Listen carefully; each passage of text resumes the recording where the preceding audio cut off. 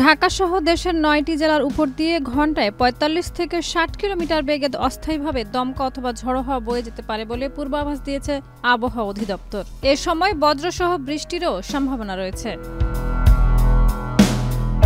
৩ October দুপুর ১টা পর্যন্ত দেশের অভ্যন্তরীণ নদীবন্দরগুলোর জন্য দেওয়া এক সতর্কবার্তায় এ তথ্য জানানো হয়।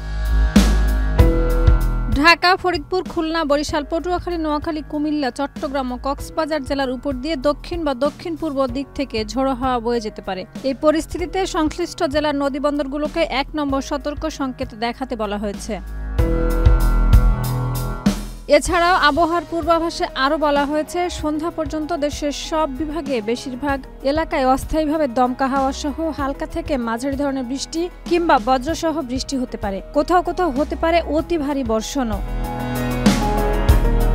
আবহাওয়া অফিস জানিয়েছে, আগামী কয়েকদিন দেশে বজ্রসহ বৃষ্টি ও ভারী বর্ষণের প্রবণতা অব্যাহত থাকতে পারে। শাহিদা রুবি, মাই টিভি, ঢাকা।